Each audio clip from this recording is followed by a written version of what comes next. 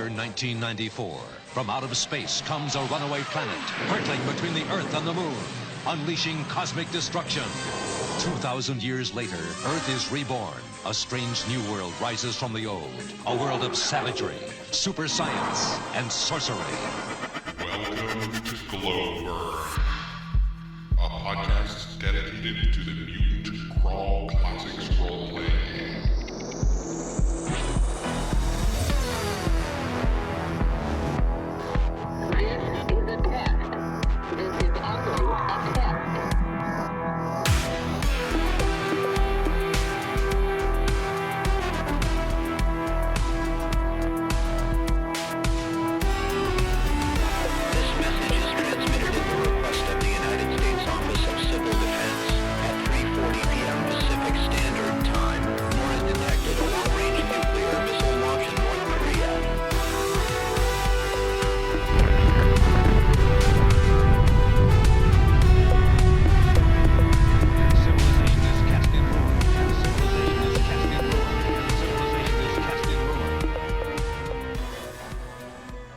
Glowburn, a podcast about the Mutant Crawl Classics role-playing game and old-school post-apocalyptic adventuring. I'm Judge Bill. And I'm Judge Forrest. And I tell you what, Son of Forrest, I had a wonderful time preparing and recording our pilot episode. What about you? I did too. And apparently the response has been pretty good. We've had over 600 downloads of the pilot episode. And quite a lot of just wonderful feedback from a lot of great people. Yes, absolutely. We've been very pleased. After the launch, we were mentioned on Sanctum Secorum and the Save or Die podcast, and also in an October 15th Kickstarter update, which was very nice. Looking over the stats, I don't think we've had a day yet where someone hadn't downloaded it. So we apparently weren't that annoying, or at least the word's not out yet about how bad we were. But or the world is an impending doom and everybody's trying to prepare for it. Maybe our goal is to frighten everybody, and they think that they have to download us and prepare for the apocalypse. I'm good with that too. One of our big updates was that we want to announce is that a Kickstarter update, the Mutant Crawl Classics Kickstarter update, was put out between shows, where we were mentioned, which we were very thankful. The cool stuff in there was some art that you want to go check out by Russ Nicholson and Brad McDevitt. And there's some really great black and white drawings there that once again, as we've talked about before, that's going to set the tone for your world and your game. Absolutely. Is that stuff right there. Yep. For a great disaster, I don't know, what if I want to play right now? What if I want to play with DCC rules and mutants, and I want to do a game right now? What can I do, Forrest? Well, thankfully, you've got something existing already. A nefarious little set of chat books titled Crawling Under a Broken Moon. Why don't we talk about that during our great disaster? I think we should. All right, let's head down in the shelter and see what's going on down there. Down in the shelter. Welcome to our shelter. We're down in the shelter where we highlight MCC and DCC gaming and also related systems such as Crawling Under a Broken Moon, Metamorphosis Alpha, Crawljammer, Gamma World, and others, as well as just talk generally about what we've been doing in gaming. So, Bill, what have you been doing lately? Well, I had 2 sessions lined up with my Roll20 group. The first one, Hurricane Matthew, came through, and 3 of my 6 players were in the path. I have 1 in Miami and 2 in Fort Lauderdale. They're okay, I hope. They are okay. They've had some roof damage and some fences damaged, but everybody made it through okay. And weirdly enough, the people that weren't there had conflicts that night. But we got together the next week. We're still down into a DCC crawling dungeon, and we're doing pretty good right now. We're just delving to delve. It's when you play very seldom and it's all online, then sometimes you lose track of what's going on. I think one thing I need to do better with them is kind of get to know their characters a little bit better. And I think I need to take an interlude from modules and maybe do some plot stuff, create some sort of ongoing villains, the stuff that keeps everybody kind of coming back to the table. And then I got an idea of where to take them next. I like it. Another module that, it'll take some time to get into Roll20, but it's been a real hoot having this particular one spec'd out in Roll20 and It's been real enjoyable. I did pick up a few items prepping for the upcoming shows. One of them is suggested by Jonathan in the last episode. I did break down and buy it. It's the Drongo, which is a science fantasy world. And I'm really enjoying that. I might do, considering once I kind of ingest it and maybe even use a bit of it, I might do a special review on this third-party product in the future. That'd be awesome. But that's what's kind of going on in my world. What about you, Judge Forrest? Well, let's see. Since we last spoke, I have had one session of my ongoing Mutant Crawl Classics hybrid urban crawl. I had 3 new players, one of whom had never played role-playing games before, which was fun, and a couple who were new to Mutant Crawl Classics and Dungeon Crawl Classics. So we had one player playing a mutant toucan. You can imagine how that went. Yes. He played a bird very well, actually. Is he really small or like full-sized? He's full-size, human-sized toucan, and the player's human-sized as well. The party was caught in the middle of a battle between a sentient tank and a few crazed robots.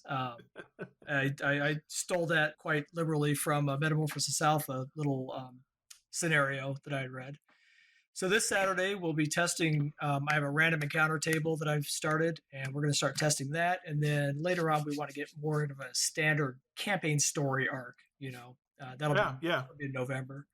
Actually, 2 of my players are new too. I just converted them over from D&D to DCC, so it's always a joy to kind of see them at it at the first time, right? It really is. And the guy who was just started playing role playing games, he's 18, I think, so youngish, and that was neat. That was really cool. I like teenagers in my games. They actually are the ones that do the old school stuff. Oh yeah. They don't have any preconceived notion as to how it should be. So. No, they don't. So let's see. I also just finished reading Jack Vance's Eyes of the Overworld. That's my second Dying Earth book that I've read, and I'll probably post a review on my blog in the next couple of weeks. Now, you just finished it again, correct? I am such a fan of Cudgel the Clever that I'm in a constant state of rereading him. It's sort of my default go back to book. It's just there's just so many little details in there once you read it that he goes through. That's just fascinating. Yeah, definitely. If I ever get to be a player, I can guarantee you my next character will be Cudgel in some form or fashion. What else you been up to? Let's see. I picked up Reid San Filippo's Mind Games, and I've been studying that for future nefarious purposes, which I won't reveal to my players. That's the only one of his I don't have yet. That's good stuff. It's really good stuff. Nice, simple, sleek. I like it. We talked about the kludginess of the psionic system in D&D last time we talked, and this is not kludgy, not at all. So. Oh, sweet. Let's see. Otherwise, I've been playing in my AD&D 2nd edition Greyhawk campaign. I've been writing a ton of stuff for my super secret RPG project, which someday I'll be able to reveal, probably towards the end of the year. And I've been also preparing to run 2 sessions of Gamehole Con, one of Dungeon Crawl Classics and one of Lamentations of the Flame Princess. Now, on a sad note. Oh no. Yeah, I was also in an AD&D 1st edition play-by-email campaign that lasted 2 years. And it finally fizzled, but we had really 2 years of updates, good grief, every other day, most of the time. So it was a lot of fun. I'm sad it's over. But on the other hand, this will allow me to jump in on a Saturday morning session of DCC that I've been invited to. So you're just replacing one for another. I am, yep. And I remember, and when I saw this in the show notes, I read it by play by mail. I remember those from back in the beginning, is that people would lick a stamp. And they'd send in what their character's doing, and they'd wait for that to come back, right? And that was a thing. That was pretty amazing. That's actually really how it all started. Just a brief aside. So a friend of mine, his father knew Dave Arneson, who wrote the Blackmore campaign. They did a correspondence play-by-mail campaign of Napoleonic ship combat or something to that effect. And my friend still has the notes, like letters from Dave Arneson to his dad, saying, Prince so-and-so of Portugal is sending his ships across and yada, yada, yada. He has all these really cool archival type pieces on hand. It's pretty cool stuff. Yeah, that's back when, a battle that would in real life take a year and a half actually took in game time a year and a half. Right.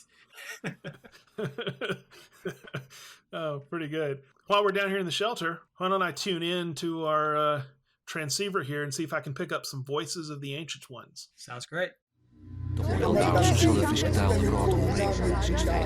Voices of the Ancient Ones.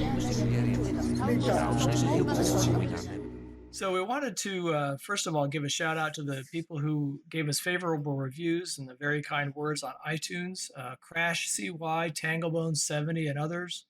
We really do appreciate that feedback, and it helps our listeners to know that we're providing something of quality.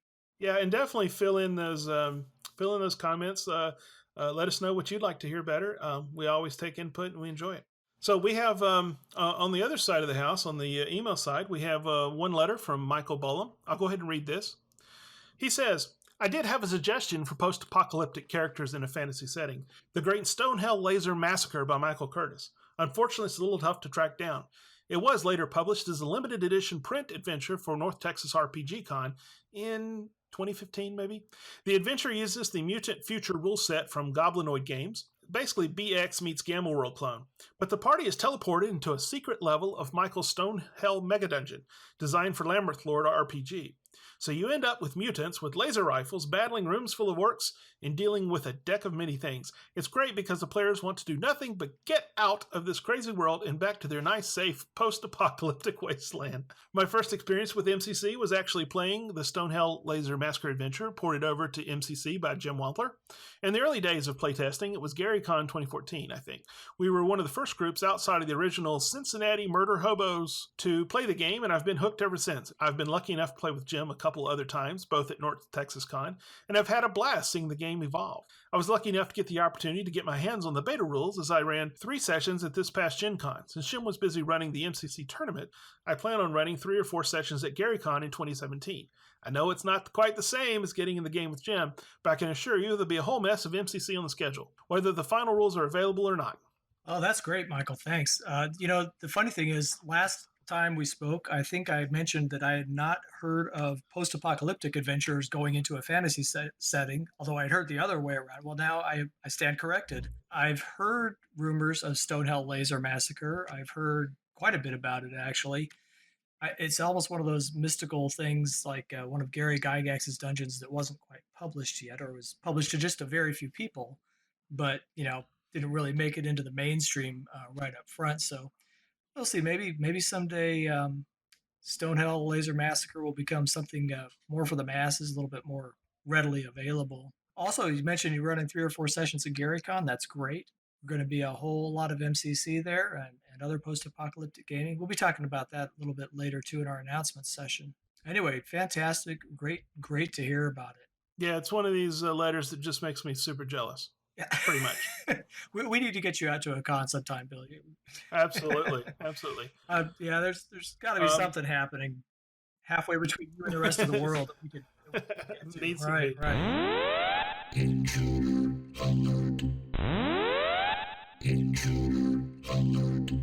Forrest, our connections have been broken. I'm detecting an intruder. Can you check that out? It seems that we do have an intruder. I'm looking at the screens, and hey, we've been joined by Reid San Filippo. Reid, how you doing? Oh, not too bad. Glad to join you guys. You made it through our security. Congratulations. Well, it cost me $5 to bribe the guy at the door, and the rest was pretty easy. They're still taking bucks there? I thought we were done with currency. Do you mind if, in a section we call the Great Disaster, that we talk a little bit about Reid San Filippo? Sure, go for it. All right, here we go. The Great Disaster. Go! Welcome, Reid. We're glad you're here. One of the things I think is just usually an awesome story, is how did you discover role-playing games? Well, let's see. My dad was invited over to Gary's house when I was 4, because Gary was looking to recruit some new players, and my dad also had just finished his accounting degree from Whitewater University down there, or up there, I should say. And so he brought me over and introduced me to Gary Gygax when I was 4. Wow. No kidding. So, Holy cow. Yeah, I was born in Elkhorn, Wisconsin, which is just a slight bit north and west, I believe, of Lake Geneva. About 10 minutes up the road, 15 maybe. Yep. So I was right in saying that there's usually a pretty good story back there. Mine came from Sears and Roebuck, so that you met Gary. You win. Yours is better than mine. Well, I didn't actually start. I mean, I was drawing maps because my dad always had graph paper around because he liked drawing cars. So Yeah. I started drawing maps and all that kind of stuff because I knew that I understood that Dungeons and Dragons existed and there was mazes and there was monsters in them. So of course I started drawing them and Yeah. making my own and running my friends through stuff with no rules and just rolling dice for no good reason and not knowing anything about how a role playing game is supposed to work until Right. finally actually got my first red box set because my dad felt super guilty because he'd slammed my fingers into the car door on Oh no. one of my visits. After one of my visits where it was his weekend to hang out with me. Oh boy, that's the price you pay for role playing, huh?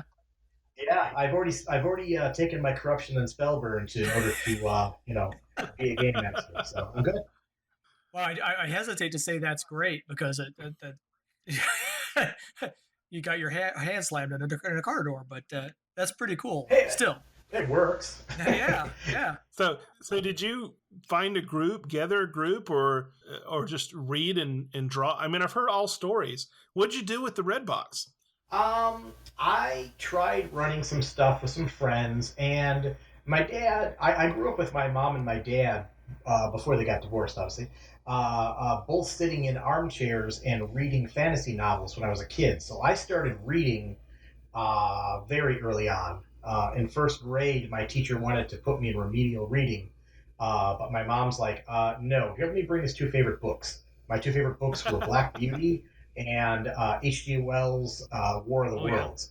And my teacher couldn't believe it, so she chose. So my mom says, "Oh yeah, have him read something out of either book and have him explain it to you." So she, of course, chose H.G. Wells' War of the World, thinking that was the harder book, which was actually more my favorite book.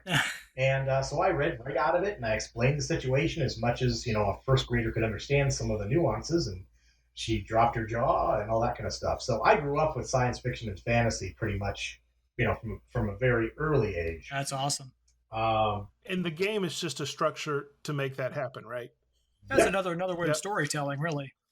I was going to say, I started role playing by trying to get my friends together, but it wasn't really until high school that I was able to find some people who actually wanted to role play together. I mean, actually in junior high. It was in junior high I started finding an actual group and having something that more represented like an actual role playing group. That's awesome. Yeah, before we kind of get into some of the mutants and the crawling on the broken moon, I want to ask you a little bit about the fanzine model.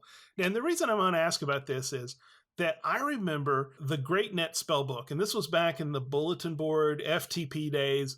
I don't even think the web was out. That's kind of when I was started with the internet, and that there was this homegrown fanzine spellbook, and the lawyers at TSR were absolutely livid about this third party thing that was going around there because it was stealing their job basically of coming up with stuff. So flash forward, all these years in the future, and we have this thing where you created a fanzine and it was accepted open arms, I'm assuming.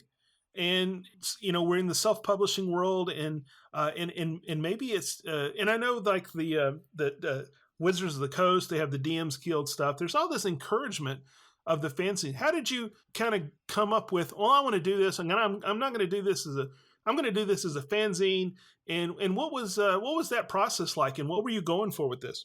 Well, I've been writing for other people's role playing games since '95, hit or miss little projects, most of them actually post apocalyptic. And a friend of mine, Jason Bossert, I call out, he just insisted that I should probably read Dungeon Crawl Classics because he thought it was right up my alley. So he loaned me his book, and as I was reading through it, I just immediately got transported back to Saturday mornings watching Thunder the Barbarian because that was, my favorite cartoon ever at that point in time in my life. Mine too. And I'm like, this is the first system I've seen where, as written, you could almost completely do Thunder the Barbarian. You would just need to add some sci-fi elements on top of it.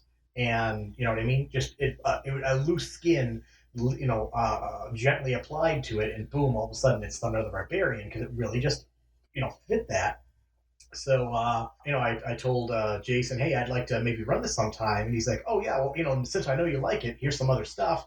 And he showed me Crawl Jammer. I think they had 2 issues out at that point. And he showed me Crawl, which had 9 issues out at that point. And I think the first issue of Metal Gods was also out at that point. So I looked at these and I'm like, I could do this. And he's like, really? And I was like, yeah, I've got a design degree. I worked in the, textbook publishing, zone for years before I switched over to IT work. And yeah, I've got all the skills. I've got the software. I know how printing works. I know how to talk to a print shop. And I should try this out. So I found out what the license required. So I contacted Joseph, and he was more than happy to hook me up with a third-party license.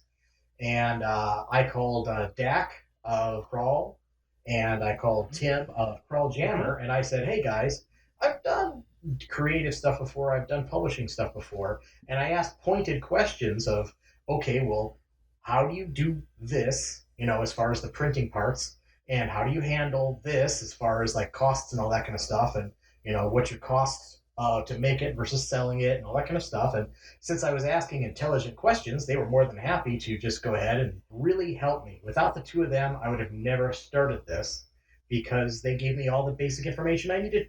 And I started issue 1, 200 in the hole, and I made that back within a few weeks. So ever since a few weeks of the first issue, the zine's been paying for itself.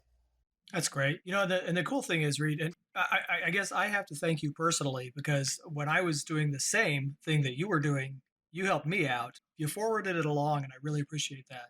Bill, I don't know if you know this, but I produced a little thing on the side there and solicited some advice from Reid. Reid actually supplied me with this magical device called the Foldomatic 5000. Is that right, Reid? That's right. Foldomatic 5000, yes. It sounds like an item out of the game that we're going to talk about. Anyway, that's really cool. That's one thing I love about this community is people just pass on the good and keep it going. Yeah. Yep. For the first 6 issues, I did all of my own bindery work. So I did all my own collating and stapling and folding of the zines. And that was enough to tell me that if I didn't want to kill people, I needed to have someone else do it for issue 7. I know that feeling.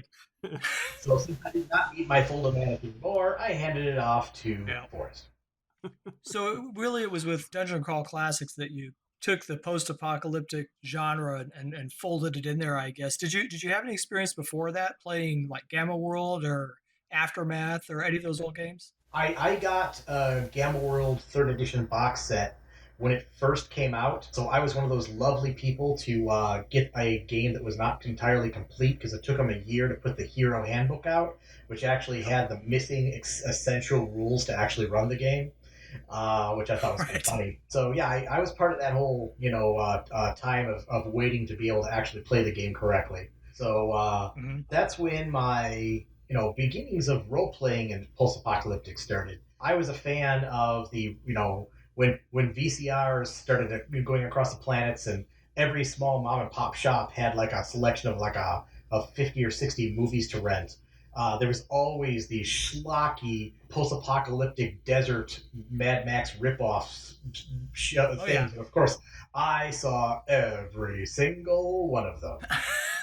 It's probably the exact same stuff that I'm having trouble trying to track down now because I want to go back and watch it. Yeah, my Appendix N really didn't have too much of the literature because my parents really weren't into post-apocalyptic literature, so I didn't read much on the post-apocalypse. But oh boy, cheesy movies galore. Yep. Now, this was interesting and something that Forrest and I have talked about. Obviously, one of the main inspirations for Crawling on a Broken Moon is Thundar the Barbarian. Yep. When I went to, and I had posted this on our Google Plus community, there was a great review written up on the Amazon site where you can actually buy this and they'll burn it to disc and sell it to you on this cartoon. And it was just a glowing review. I, of course, I saw it. I was part of the Saturday morning cartoon thing. It was just one of the things I clicked on. So I know I've seen several of the shows. What spoke to you about this show? Was this the top of your list of shows to hit? You mean as a child or? Yeah. Oh yeah, yeah, or yeah. now.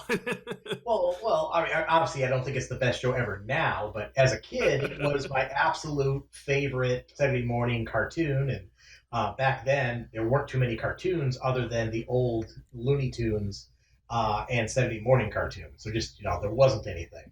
So I lived for Saturday morning cartoons, and a Saturday morning without Thundar was a Saturday morning in which my parents were not happy. Correct me if I'm wrong. I was that same age. There was a Flash Gordon cartoon Yep. at that time, but Oh yeah. one thing I noticed even in my young years was that the Flash Gordon cartoon was pretty repetitive. Yep. In fact, they'd actually cut some of the same scenes and paste them, later in the same episode. Yeah. Thundar was pretty original through and through.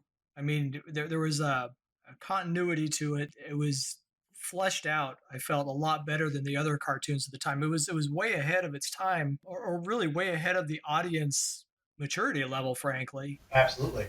in some ways. It was the pacing of the plot, the fact that you knew there was a budget, so instead of trying to waste their money on making a different animation for everyone to jump on their horse, they used the same ones, but then for each episode there was unique animations where it counted.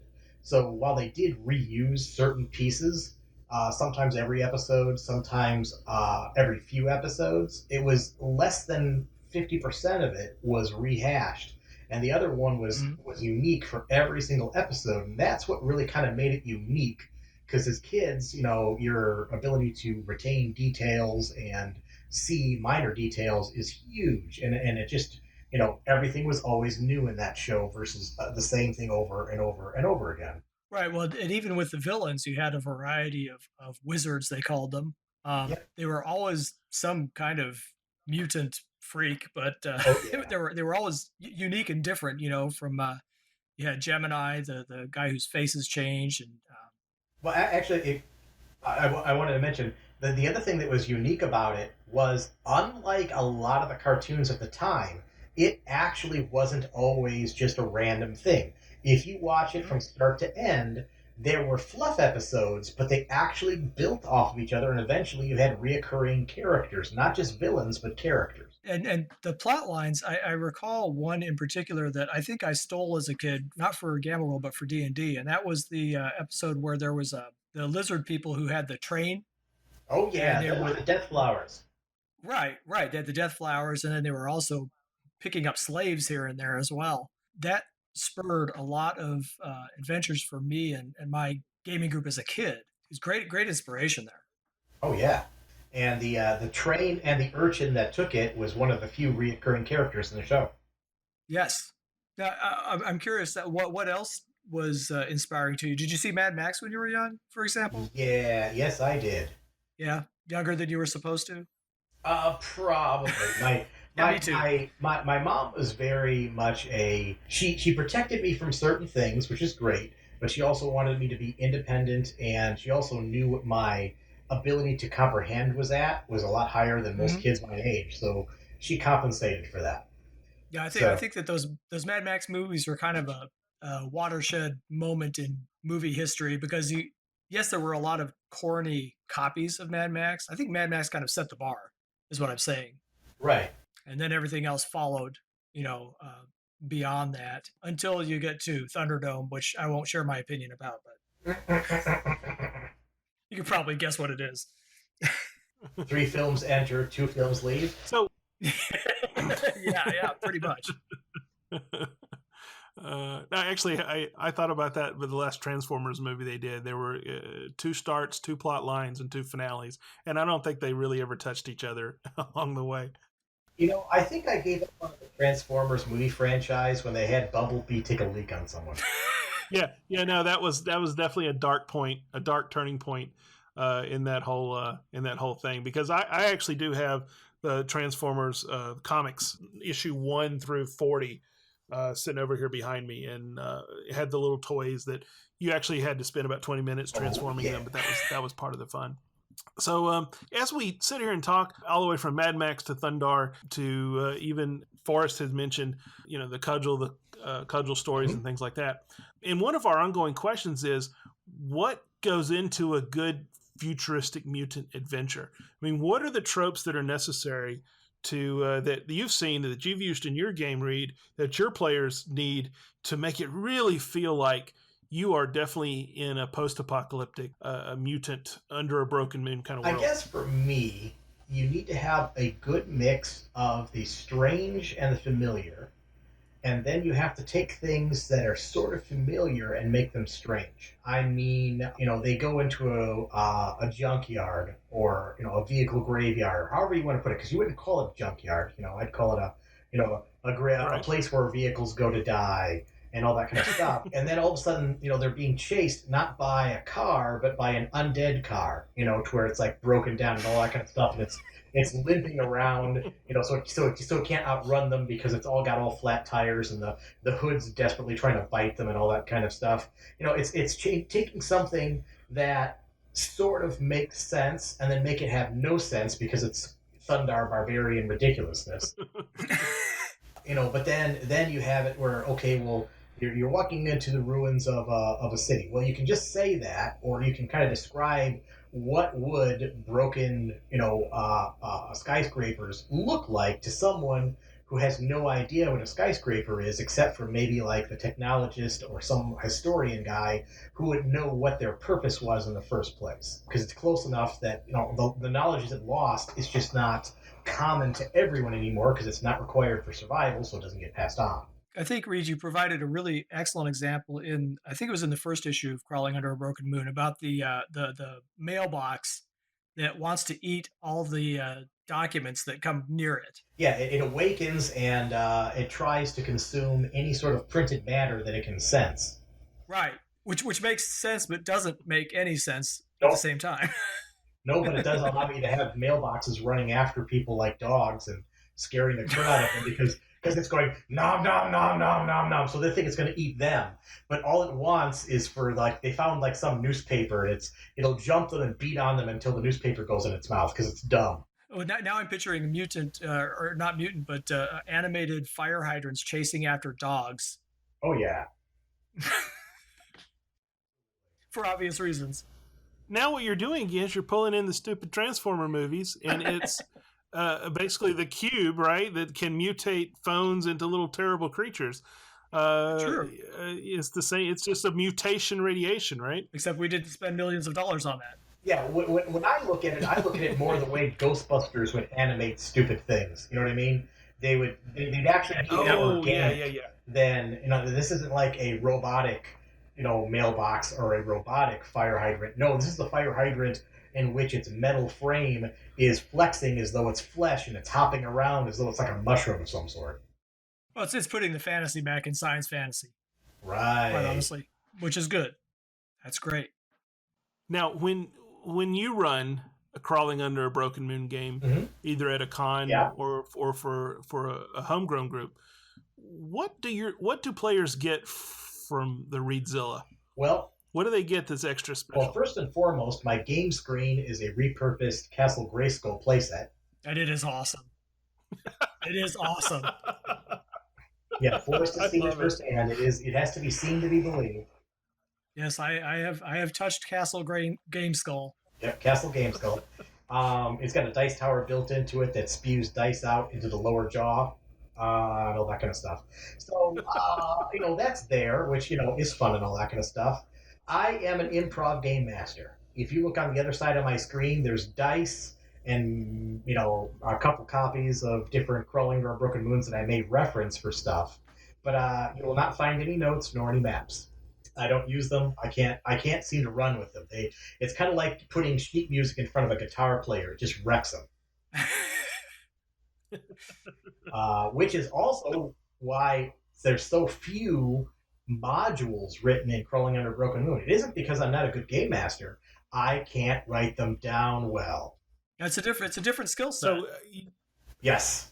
So do you let them create their characters and use that to inspire Absolutely. you to give a start, or do you start with a hook? Well, I may have an idea for a campaign, but if you don't tailor it to fit with what the characters are looking for, then all it turns into is a published module that never got published, which is boring.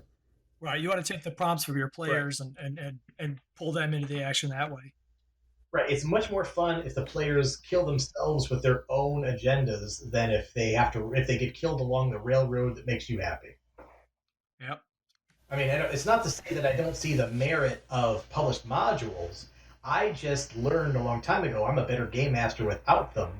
And, people are always saying, hey, you got to write this module, you got to publish this module. And I'm like, I'm not a real good module writer. I mean, maybe you guys feel differently from what you've seen of me writing modules, but writing modules and writing patrons are about the most hardest things I've ever done in DCC stuff. Yeah, writing patrons is painful. It really is painful. For me, the modules are worse than. I'd rather write a whole book full of patrons than a book full of modules. If you've ever gone back and read, I think we mentioned, and I reread it, B4 The Lost City or B2 Keep on the Borderlands. It can be quite painstaking, at least when they were doing it. I would suspect that this room is a storeroom. It has 6 shelves. Each shelf has this stuff on it. I mean, there's a lot of little detail in there that the once you've done with that paragraph, the players may never see it, right? They may never go that way, and it sort of like takes the wind out of you a little bit. Well, if they miss the secret door, then they miss the treasure. It's hard to get motivated to no, and I like that, and kind of what you're describing is a little bit how I've read that sort of advised in things like Dungeon World. That you the first hour and a half, because making characters so quick, first hour and a half they go into what is your character looking for, what are they seeking, and you start writing this down as they're talking, and then you meld it together, and we're all game masters, we're all pretty good at this. You meld it together, and this hook, this epiphany comes to you, and then you can go into it, and then they're bought in because you're using their stuff. And if you have something like Crawling Under a Broken Moon fanzines in front of you, you got plenty of material to pull from, right? Oh yeah, you randomize as you go. Yeah, I mean, I love the random parts. I like gazetters because it's like, okay, here's a general idea of what's going on in this area, and there's plenty of room for you to make your own stuff up.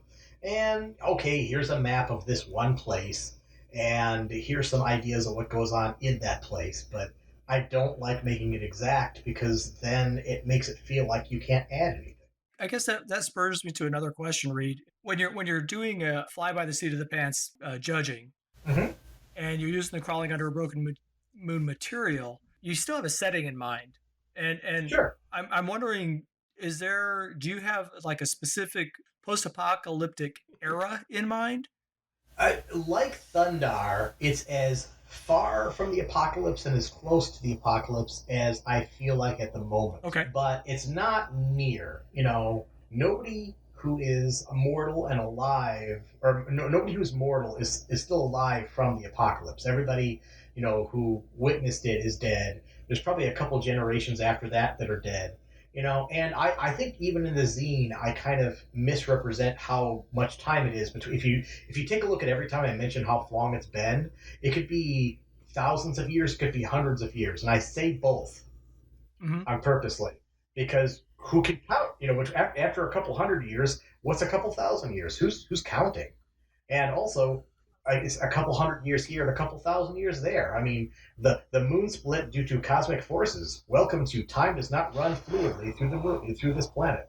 Okay, so that was going to be my next question was, does it matter how much time has taken place since this great disaster? Does it affect the setting if it's further removed? I guess it only affects the setting if it affects the plot. That makes sense.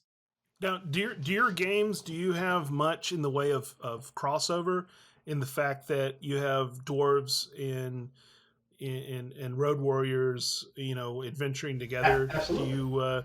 Do you run games like that often? Or does that cause you problems, or does that even inspire you further? Well, the Crawling Under a Broken Moon that's been published so far was a complete mishmash of fantasy and science fiction. So that, yes, you have your elves and your dwarves right next to your cyborgs and your robots. And I don't even give any sort of explanation of why that's happening. It just is. That's like asking, well, how come there's a big red metal thing every few blocks on each street? Nobody thinks about it until there's a fire and the fireman goes and gets it. You know what it's called, but you don't think about it. So In the same way, why would someone say, well, hey, you're an elf and I'm a cyborg. How come we're in the same world? Nobody asks that question. Right. There's too much other Stranger Things going on, right? Right. Now, in the evolution of Crawling Under a Broken Moon, or I should say what it's evolving into, I have gone ahead and made variant replacements for the elf, the dwarf, and the halfling, so that you could use the base DCC ones if you want, but I've replaced them with more appropriate post-apocalyptic American type things. Mm-hmm. Okay. Now the thing is, though, could you not? I mean, I think of a halfling, for example. It's a, let's call it a mutant, short mutant with hairy feet. Sure. I mean, from the perspective of somebody who's living in that time, it would just be another mutant. Exactly. Or an elf is a skinny mutant with pointy ears. Exactly. You can approach it however you want. And, that's kind of the way I want people to look at America is, sure, I have a vision for it. And sure, I'll tell you what that vision is in a specific area if you ask. But honestly, I'm expecting you guys to take the bits and pieces that I've got and do your own thing with it. If you really want me to spell everything out, sorry to disappoint you, but that's just not the way I write. Well, and I think the zines lend themselves to that. That you have a lot of randomized tables. You've given us a really nice, solid skeleton to build on for a judge. Mm-hmm. And for players, for that matter. I recall when you and I sat in Julian Bernick's adventure back at GaryCon, Yeah. and I picked the cannibalistic clown, and it was all I had to know was there was this cannibalistic clown whose patron was this Whose deity was a former fast food franchise icon known throughout the world. Yes. Reid, could you give us a take on what's on the mushroom cloud encrusted horizon for Crawling Under a Broken Moon? Well, I am finishing up the layout for issue 16, which is another all monster issue. And I've got some text down for issue 17.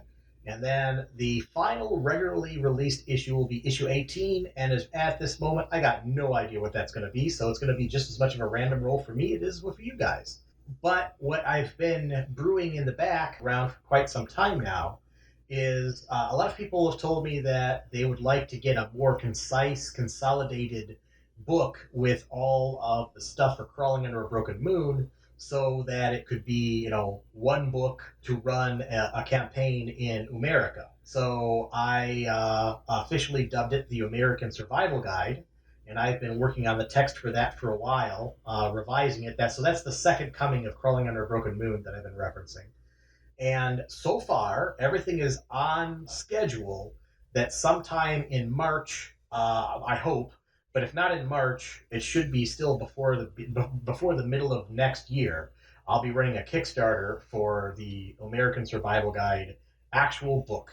And there'll be some changes. Nothing that is going to upset anybody who already likes my stuff. It's not like I'm, superly switching gears. I'm just adding a bit more, taking a little bit more of the standard fantasy DCC out of it and adding my own flavor into it to make it even more separated from basic DCC, but still compatible if you choose to use it so. Sounds great. Well, how about we head over to Mutagenesis and see what's brewing?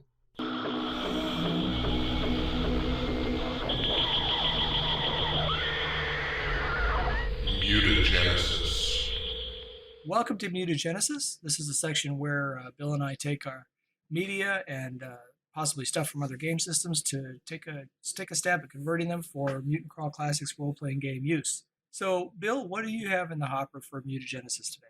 Well, one thing I looked at was I was recently watching, and I'm always on the lookout for, mutant-type post-apocalyptic stories out there. Mm-hmm. And one thing that I found was the movie Pitch Black. Now, if you take off the front end and the back end of this thing, where they've come in a spaceship and they leave in a spaceship, you really have what kind of looks like the heart of a post-apocalyptic world. Yeah. Yeah, if you remember, they start out in a desert. There's the survivors of this crash are these different people with different skill sets and backgrounds and views on the world. Mm-hmm. And what they, over the course of the movie, they have to explore and they have to go out and figure out what's going on. In this case, it's a reoccurring apocalypse. Every 22 years, these denizens of the underground come up and just slay everything known to man. Right.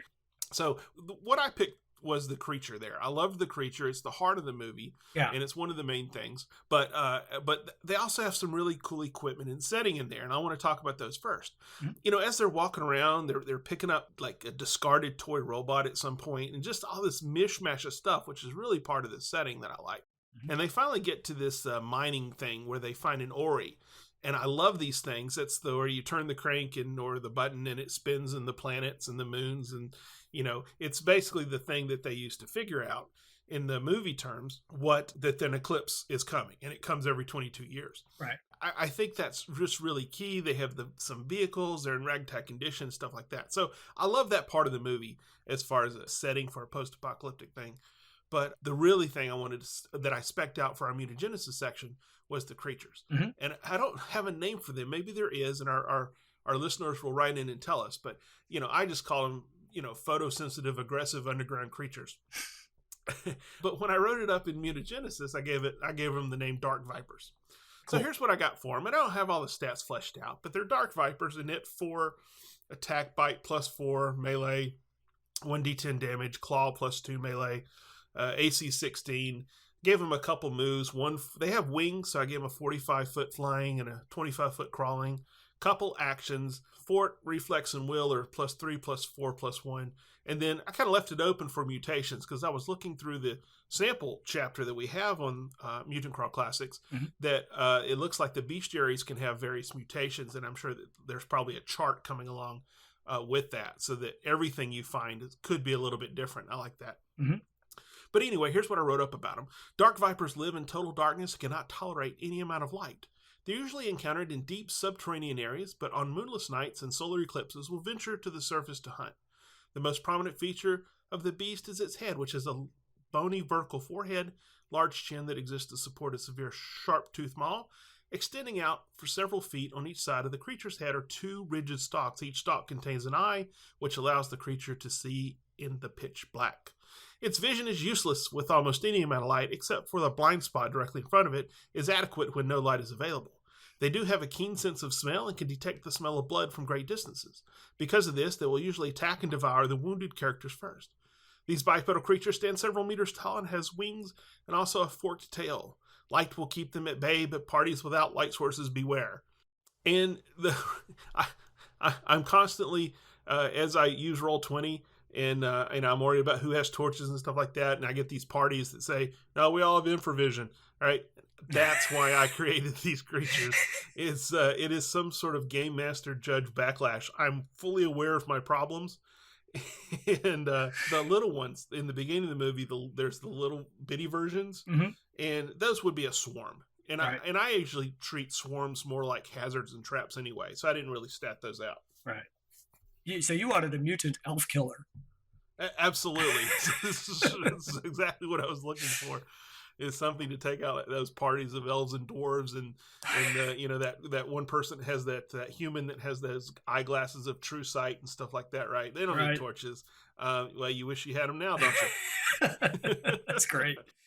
What'd you come up with today for us? With us? Well, I've dipped back into the comic book world again. Okay. And I've taken something from the comic book graphic novel Prophet, and more specifically from the most recent set of the series, which is called Prophet Earth War. Uh-huh. And it's set in a far future. I don't want to get into too much of the details, but there's a lot of biological technology that shows up in this. And so the example that struck me, or the thing that struck me the most that I want to present as my mutagenesis, is called the Dole Mantle. Dolmantle. It's a sort of a living alien or a hyper-evolved entity of local origin. It's maybe 2 feet long, and it's composed of kind of a translucent blue jelly. And a person would wear this as a scarf. It's actually a living creature, but they would wear it as a scarf. And this creature can help the wearer to filter out harmful toxins, smoke, etc., in exchange for some food. It's kind of a mutually beneficial parasitic relationship that you've got going with your character and the Dole Mantle. It can also act as a gill and allow the wearer to breathe underwater for extended periods. Yeah, it's kind of cool. And since it's biological technology, it's not limited by power cells, so long as you keep it fed. Now, it's not particularly intelligent, but when you put it on your face, it kind of instinctively knows that it's time to act, whether to filter or help you to breathe and whatnot. But if it hasn't been fed well or well fed, then you may have a problem on your hands. Something wrapped around your neck.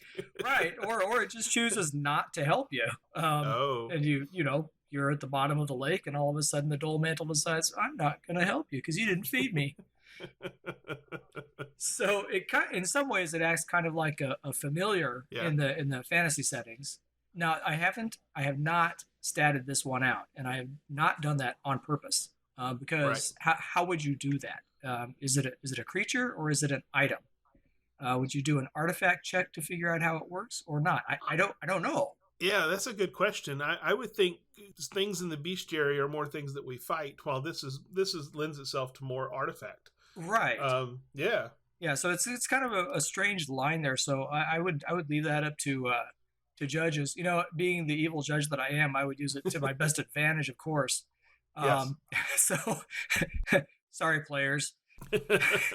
Anyway, this kind of, like I said earlier, this kind of biological technology is found throughout the Prophet comic books, and I'm finding that I really like this idea more and more. That a lot of the advanced technology comes in the form of biological materials or even entities that are used as technology. And frankly, you see that happening now. Yeah. Bacterial computers starting to come on, and 3D printing of organs, that kind of thing. Well, I think I remember an old documentary on scientists using sponges in the sea.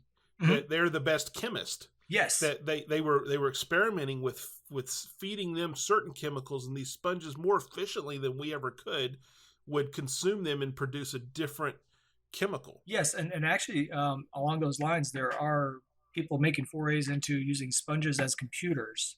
Yeah. Because they can process information across their network, across their surface area rather quickly. Yeah. Anyway, very interesting stuff. I picked up recently the GURPS Biotech source book, and that is chock full of that kind of stuff. And I will be mining that quite extensively for good and evil, in relation to my players. But anyway, that's what I've got for our mutagenesis today. Nice, I like it. We'll put those in the show notes so that you guys can see how we've written them up.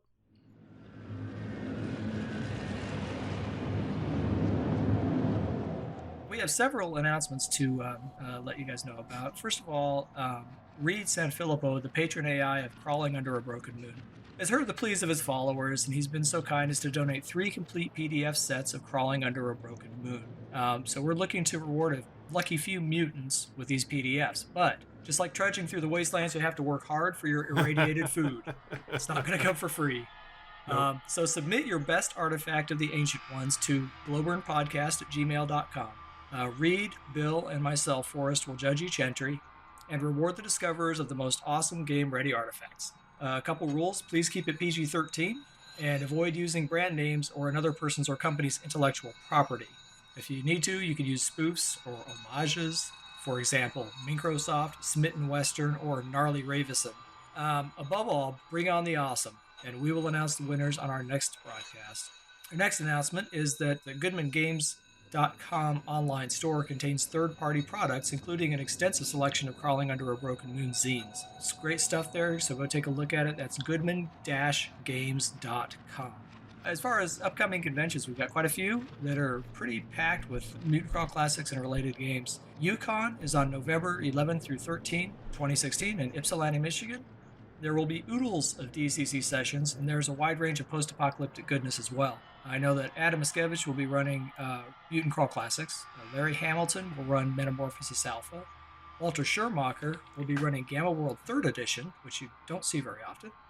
And Forrest Ray, who is no relation to me, will run Mutant Future. In January, we have EverCon up in Wausau, Wisconsin. EverCon's a quickly growing convention, and they're looking for game masters to run games, particularly those in the post-apocalyptic genre. So if you want to take a trip up to beautiful Wausau, Wisconsin in January, if you're in Wisconsin, you're not going to be doing anything else anyway, trust me. You might as well. It's probably going to be cold up there, and you don't want to be outside anyway. Yeah, right. And it's no warmer down in Chicago. So you Chicagoites, come on up. We need you. And if you're inclined to run some post-apocalyptic games, go to their website and you can sign up to do that. One of the big ones is GaryCon, coming March 23rd through 26th, 2017 in Lake Geneva, Wisconsin. I will definitely now be running a session of Gamma World First Edition. I'll be running my Hoops and Hoppers adventure for you bunny lovers. Jim Wampler is planning on running, he says, lots of MCC RPG and a super secret playtest for an unannounced project. So be afraid. Be very afraid. Reid San Filippo will be running a slew of Crawling Under a Broken Moon events with the help of Jarrett Crater and Paul Wolf, including a multi-table funnel tourney version of the Mall Mall, which is kind of his iconic adventure there. Jarrett Crater will also be running Crawling Under a Broken Moon's Dino-tastic Park. And as the voice of the Ancient Ones has told us, Michael Bolam will be running 3 or 4 sessions of Mutant Crawl Classics as well. So plenty of stuff for you mutants to play around with in the upcoming months. Absolutely. Okay, so to contact us, you can follow us on Twitter at Glowburn, or you can email us at glowburnpodcast@gmail.com. You can also be a member of our creative community by joining our Google Plus Glowburn community. You can easily find that with the keyword Glowburn. Search for that. To reach me, you can follow me at DNDBill on Twitter. And then if you want to catch my blog, it's my game blog. It's nonlineardungeon.wordpress.com. How can we get in contact with you, Forrest? You can follow me on Twitter at ForrestAguirre. That's spelled ForrestAguirre, so exactly like it sounds. And you can also follow my blog at http://forrestaguirre.blogspot.com, also just as it sounds. And Reid, if someone wants to reach out to you and tell you how Crawling Under a Broken Moon has changed their life for the positive, how can they get in touch with you?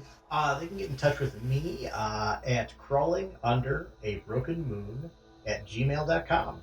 Or you can catch me on G+ at just Reid San Filippo. All right. Special thanks and credits, of course, to Reid San Filippo as our guest. Our shaman of intros, outros, and bumpers is Bob the Voice Brinkman. Our patron AI of audiovisual engineering is Hector the Missile Cruz. Our creative advisors, which is our Google Plus community Glowburn, currently 123 strong. And our intro and outro song is Juno by Chronox on their album Voyager. What do you got to leave us with, Forrest? Yeah, we're going up top again, so burn them if you got them. And if you find yourself between a broken moon and New York City, then dig in and start looking for survival gear. Reid, you got one to add? Sure. The Wasteland Gourmet reminds you that parts is parts, so it's best to eat now and you can always puke it up later. Sounds good. Thank you. Ariel, Ookla, ride!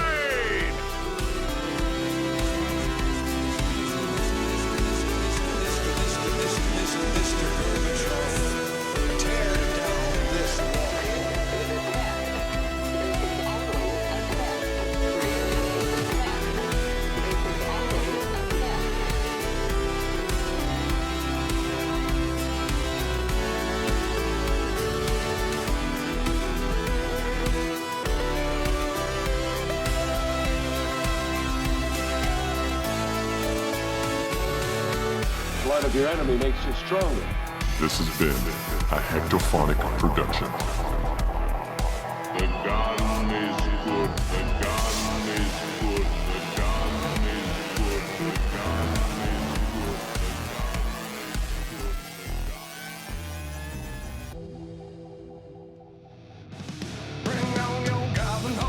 Remember when your Dungeons & Dragons came in a box?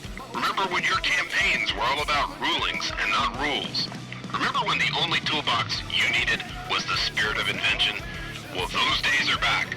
Join us on the Saber Die podcast as we discuss all that was best in the golden age of role-playing. We'll review classic D&D products and brand new old-school games. We also interview some of the industry's mightiest movers and shakers. So tune in. You can find us at saberdie.info, the iTunes store, or d20radio.com.